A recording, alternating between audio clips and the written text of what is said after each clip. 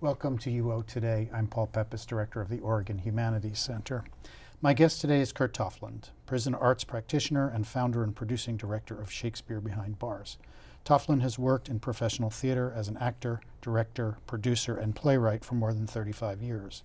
He's currently working on his first book, Behind the Barred Wire: Reflection, Responsibility, Redemption, and Forgiveness, The Transformative Power of Art, Theater, and Shakespeare. Toftland gave a talk titled We Know Who We Are But Not Who We May Be on January 19, 2016 in Eugene, and a second talk titled The Villainy You Teach Me, Mercy Seasoned with Justice or Mercy Seasoned with Revenge on January 20th, 2016 at the UO in Portland as the Oregon Humanities Center's 2015-2016 SEDEC professor. Thank you so much, Kurt, for coming on the show. Thank you for inviting me. How did you come to work in the prisons? How did you first get there? Well, it's a great question, right? As if I walked up to the great door and knocked and, and maybe the Wizard of Oz sticks his nose out. It's very clear when you get to be where I am on my path in life, I'm on the other side of the mountain, right? And when you get to the top of the mountain, you turn around and what you think was quite confusing as you were bushwhacking through the wilderness, you look back and you say, well, that's exactly the path, and I see all of the points, and I see why I took that path. How I specifically got to prison the first time was I was producing artistic director of the Kentucky Shakespeare Festival, and it's the oldest free, independently operated Shakespeare festival in North America. And I was the producing artistic director, and as I assumed responsibilities, I created an education program. And in that education program, I had lots of different programs specifically geared towards developmentally appropriate so our elementary show was different than middle, and middle different than high school. And one of the things that kept coming up over and over again was conflict resolution. In particular, I was in Louisville, Kentucky, and at that time, I think it was the fourth largest public school district in the United States, about 100,000 students, quite diverse, populous, and more and more conflict, particularly with those schools that had kids that were, quote, labeled as at risk, really meaning they came from poverty. They came from violent homes. They came from all kinds of slings and arrows of outrageous fortune. So I developed a conflict resolution program, and it was geared towards using Shakespeare to go in and work with students, and then usually get a discussion going, which is really the most important part. It's the dialogue in and around using Shakespeare. And I read in the local newspaper about a program called Books Behind Bars, which had been started by a sociologist, Dr. Curtis Bergstrom at Bellarmine University. And I was fascinated because what he was doing is he had this idea. He wanted to do a scared straight program out of California, but he wanted to do a much tamer version of it. His idea being is that if he could bring kids at risk, middle school kids at risk for dropping out of school, at risk for getting involved in gangs and all of those things, he could bring them to the prison and take them into the prison and give them a prison experience that perhaps that might dissuade them from their journey. His wife happened to be a psychologist at Luther Luckett Correctional Facility, and so she handpicked a group of prisoners. And what they put in the center of each of their circles was a book. And the book was by Essie Hinton. And if you know her work, she writes with teenagers being the protagonists and the antagonists. She's written books that have been made into films.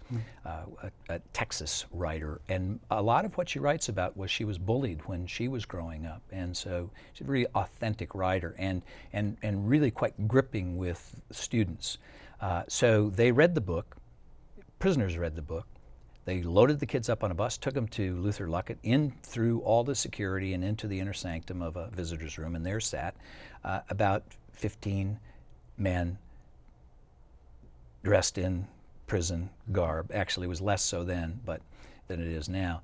And they sat down and they facilitated a conversation. And I thought, wow, if I could get into that prison and I could have a conversation with those prisoners, maybe they would give me some methods, some ways that I could use to help to dissuade those students, because I was working with that populace too. It's my favorite populace to work with.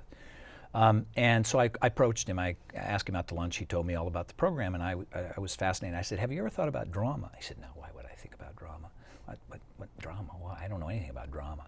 why would I do that? And I said, well, you know, literature is great for building empathy. That's really what the great benefit it is, any kind of literature, and also film and theater. And I said, when you read a book, you can become empathetic for the characters and you feel that, but I said, when you have to inhabit a character, you have to become the character. You have to figure out, why does Macbeth actually kill the king? He's got a lot of different choices. He chooses to do it. It's not just his wife.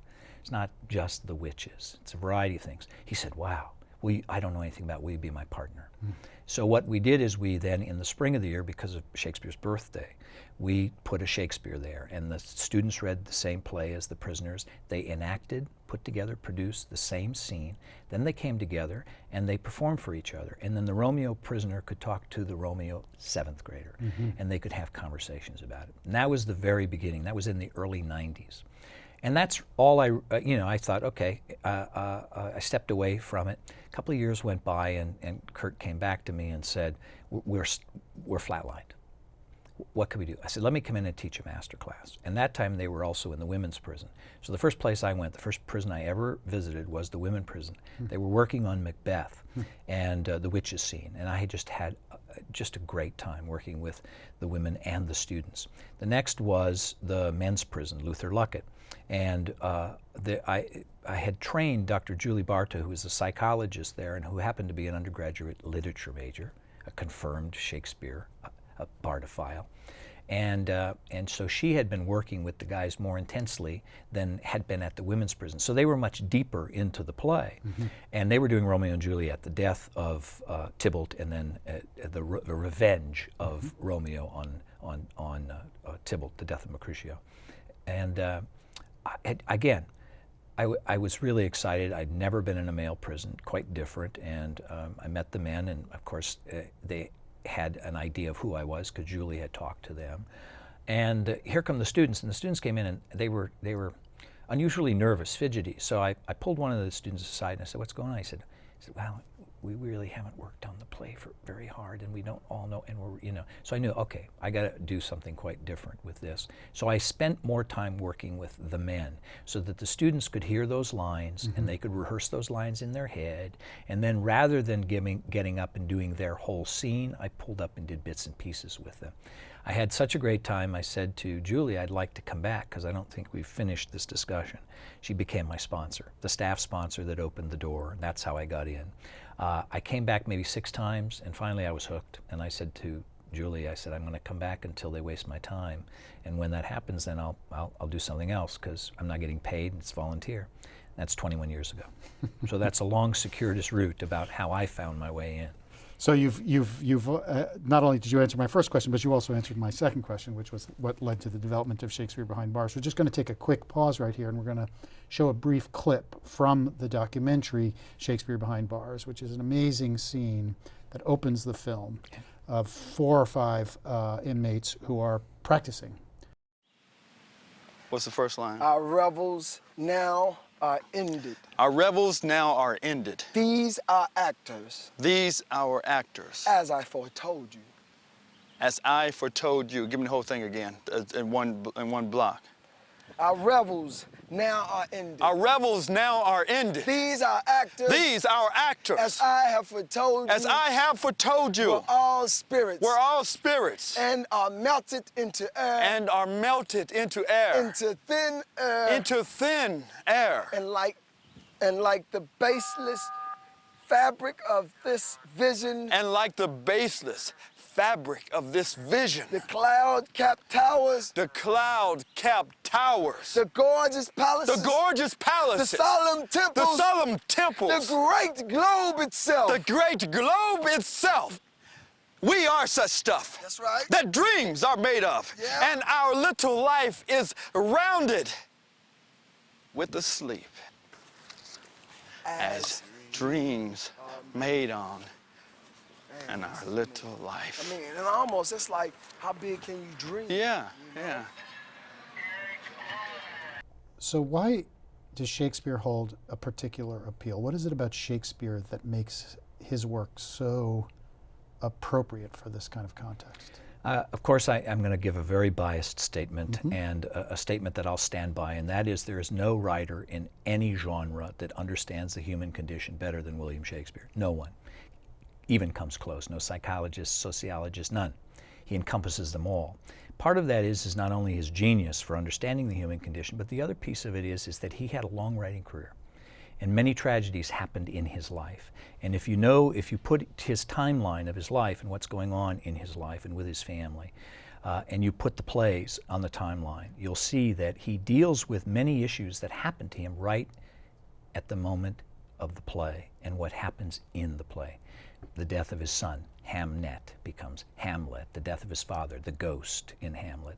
And so I think that's part of what his appeal is to me. He's a great storyteller.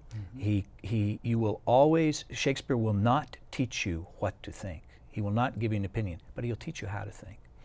So I come from a very biased view, and he's always informed with me. The other piece of it, which is really at the heart of the work that I do, is to create a safe circle. I call it a restorative circle of reconciliation. And in that safe circle, then, we have some agreements of how we're going to be with each other: confidentiality, trust, truthfulness, all of those kinds of things. We don't have any rules and regulations. We don't need them because they're values. It's a value-based circle. And into that circle, I place art, theater, and the works of William Shakespeare. Art, because an artist is never really satisfied with their product. They're always working to the next point, trying to get better. I used Picasso as an example. He painted into his 80s, and he didn't get up to paint the same picture. He got up to paint a better picture. Fortunately, in his life, he was very lucky, right? He became a multimillionaire in his life. It doesn't always happen that way. But it's this idea that you are, as an artist, continually growing, continually reaching. So that's the art part. I think the artist exists in all of us. Doesn't mean we're all artists, but I think that humanness is inside. It's to call that forth. Theater, why? It's the closest to human, closer than film. You know, it's visceral. It's there. It changes moment depending on who's in the audience. It's a long way of really, as Hamlet says, hold the mirror up to nature. We can do that with Shakespeare. Why? Because he understands the human condition. And the other thing is that I love taking Shakespeare to middle school students, because really people say, what's your toughest crowd? Meaning prison. I say, it's middle school students. I mean, that's my toughest crowd. And am willing to go into that classroom with them and do Shakespeare with them. And that's where I learned so much about what it is that I do. So what happens is, the basic premise is PTSD. Any human being that's had any trauma in their life suffers from PTSD unless they can find words for the trauma. You can lock it away. It'll cause all kinds of behavior, right? Until you actually open that suitcase and take that trauma out and be able to give it words. Well, some trauma is so unfathomable that they don't have language for it. Shakespeare has language for any trauma that anyone has suffered. So what happens is to give them a piece that they may find resembles their trauma. And they start speaking these words of Shakespeare, which are deeply truthful and written on 4 different levels of being: the intellect, the emotional, the spiritual, and the metaphysical. And to speak those and to find language, all of a sudden what happens is they find the language that's actually talking about their trauma. Then, sitting in the safety of the circle, they begin to talk in their own vernacular. And if they're artists, as some of them are, many of the guys I work with, they begin to write hip-hop, they begin to write rap, spoken word poetry, they begin to write songs, they begin to write novels, short stories. It all starts to pour out of them. So the whole idea is, how do we help people who have suffered trauma that's unfathomable and unspeakable? But in order to heal it, you have to give it breath, you have to give it words, and you have to put it out into the world. Anyone who watches the documentary can see this process. It's quite amazing how these men open up. Yeah. You've claimed, and watching the documentary, it's very persuasive, that this process is a healing process for these men. Yeah. What do you know about recidivism rates for the inmates who have gone through the program? That's a great question, and we track that really we're checking every 6 months to find out. We've got close to 100 men now on the street over 21 years in Kentucky. And recidivism rate, if you do any investigation of government, right, government will lie to you at any moment that it can to make a bad picture look better than it is. So recidivism rate, depending on the state that you're in, is if you've been out for 2 years, 3 years in Michigan, and you commit a crime and you're convicted and you're sent back to prison, they don't count it as recidivism. They count it as a new crime. Why do they do that? They don't want you to know what a dismal failure the correction system is. It's all about smoke and mirrors. Stats can, as anyone can tell you that deals with stats, you can make them tell any story that you want. So I just figure it's easier to tell the truth. So if anybody's been in the program and they get out and they're out for 10 years or 20 years, because we're 21 now, he's out for 20 years and he comes back, I'm going to count him. It's just easier. Ours is 5.1%. And how does that compare to these statistics that you have Well, pointed? they say nationally that the average is about 67% recidivism rate, you know, but the reality is it's much higher than that. And really there's a stat that says, I read one stat that those coming back after 7 years of being out, it's in the 90 percentile, you know. And I don't, you know, again, I can't quote a stat if I diminish another stat. So, but I do look at it with, I listen to say, how do you come up with that number and what's the formula? But it's significantly lower. There are other arts programs that are younger than us that are tracking, and what they're tracking is they're finding is their recidivism rates 10 to 12% over their span, 5 years, 7 years. We're 21 years and it's 5.1. I'm happy to say none of the guys that reoffended with a violent crime. No one was hurt. They were crimes that were dealt more with economics. They couldn't get a job, they robbed, they held up a grocery store, or they breaking and entering.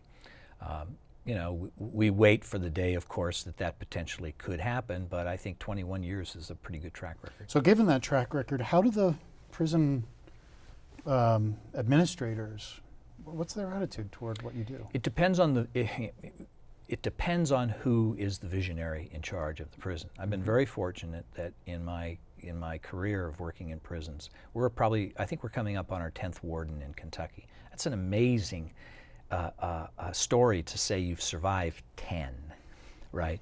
But they now think of us, they see the value of us, or they hear the value of us, or they're not quite so ready to cut us. And so if you're working with someone that cares about peace on the compound, if you're working with someone that really does care about recidivism and not just security, the number one dictum of a correction is for security. And I have no disagreement with that. Make it safe for the prisoners, make it safe for the officers, make it safe for the public, no question. But after that, then what? You have to open up your definition of correction in the Department of Correction. And then how correction? Punitive never works. We all know that. But people love to do retributive, punitive, just for seeking revenge, as one of my speeches I talk about the pound of flesh that Shylock wants. And so it depends on who's there and who's in charge and what they care about. Politicians, when I talk to politicians who are looking at their departments of corrections, like in Michigan, it's $2 billion a year. $2 billion. They don't have to write a grant. They don't have to do anything. Stick the hand out, put $2 billion in their hand. 44,000 prisoners, 14,000 employees, 34 prisons, $2 billion. So when I'm talking to politicians, and I'm more optimistic now than I've ever been because of economics. Republicans will actually talk to Democrats when it starts hitting economics. So when about 24 or 5% of your general operating fund is going to corrections, and it's going to corrections above what you're putting into your education, light bulbs are going off. So when I talk to them, I talk about recidivism rate because coming back costs them more money. When I'm talking to a warden, when I'm talking to people that actually work in the front line, I talk about reduction of violence on the yard. The prison I work with in Michigan, that I started in, Ernest C. Brooks Correctional Facility, average violent event in a prison, Michigan prison average for across the board is about 40 to 50 events per month. We're below double digits. So the inmates that participate in your program, they become less violent. They become peacemakers. It's even more than that. They become peacemakers. Because a lot of what I talk about is you are living your life. Right now at this moment, this is your life. What are you going to do with that? You are in charge of your community. No, the COs are. No, the COs are not in charge of the community. They're here for 8-hour shifts, they go home, right? This is your community. What do you want from your community? And it's preparation for them when they get out to go back and take back their communities. It's really a leadership. That's really what it has become, is to send them, give them the tools, the skills that they can have to organize, to create the needs, the tools that they are going to use when they go back to their neighborhoods. Because a lot of them want to go back and say, I want to take my streets back. You know, I want to go back to the days. I don't want my grandson to go down that path. I don't want my great-grandson to go down that path. So depending on who the audience is, talk to them about what is most important to them. The program has now spread internationally. So how does that work? Are they all doing the same thing? Do you go down there and set it up for them? How does that work? I know you've been in New Zealand recently. Yeah, New Zealand and been on to Australia for 2 Fulbrights to work in the prisons there. I give it away. If someone's interested in the work that I do, in replicating it, doing it, I say, come take a look. Take whatever you want. Ask me any question. I'll help you set it up. But do not mimic what it is that I do, because you'll be a dismal failure. You have to put at the center of your circle your passions, because it's all about the facilitator. We have really good programs that are mandatory programs for the MDOC, really good programs. I've looked at them that are dreadfully delivered, and they're dismal failures.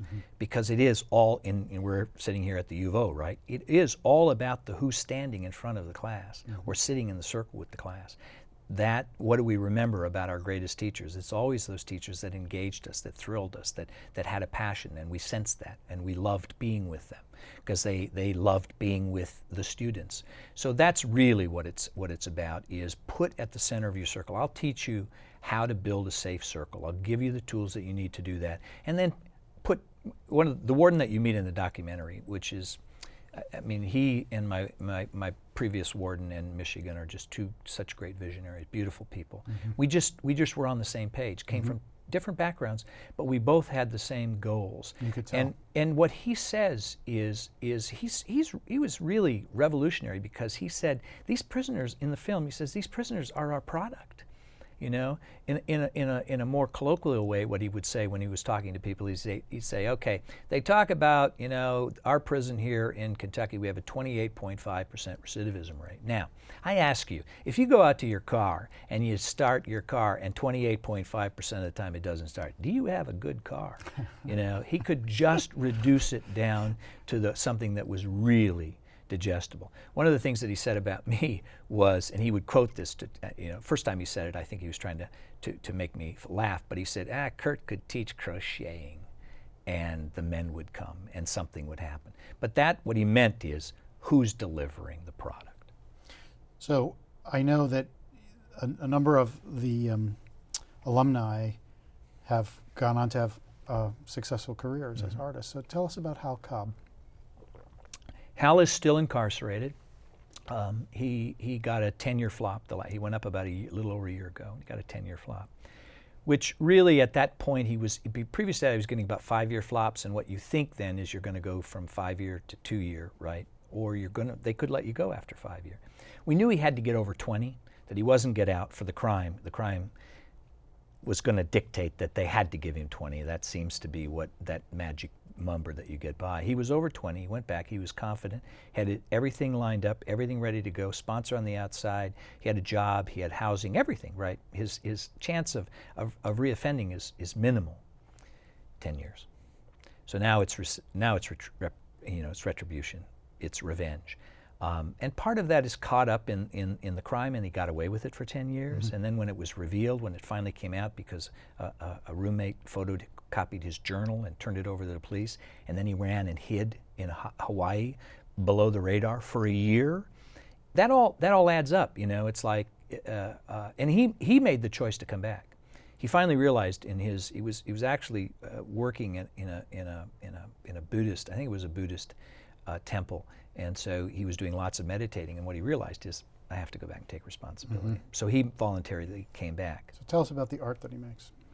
Well, he is, as you can tell in the film, he's quite gifted. He's a gifted actor. He has won several Penn Writing Awards for his poetry, and he has published several chapbooks. He is a singer, a beautiful voice. He is a songwriter. He is a music writer. He's taken some of the sonnets. I encouraged him to take the sonnets. I said, there's the lyrics. You're a composer. Put music to the lyrics. And he does it. He's really quite gifted, and part of, you know, part of being in prison, it gives him that he doesn't have to worry about a roof over his head, right? So he has lots of time on his hands, so he can invest in that, and he does. But he also is a mentor. He also is out there helping the men, the younger men, and he is a great role model in that, having been given this, in essence, you're going to die in prison, he doesn't let it turn him into doing things that are evil and bad. He just, you know, he absorbs it. He's recently lost his father while in prison, and that's really what happens to so many of the long-timers, as they lose family members. His mother can't come and visit him anymore because she's quite frail. You know, and he has no relationship with his daughter, and he now, I think, has 2 grandchildren, and he has no relationship with them. So there are all these things that happen that are heartbreaking. But he managed to be buoyed up, and Shakespeare is one of the places where that happens for him. He's been in the program 20 of the 21 years. He took a hiatus because he got mad. He threw a hissy fit and got mad and went away. And then he realized, nobody said, well, why don't you come back, right? So he went away, he pouted for a while, and then he came back. And he talks about this. He sees all of that, and he's able to look at it and take responsibility for it. So he's a great, great circle member. We have just over a minute left. Final question. Tell us about the book you're working on.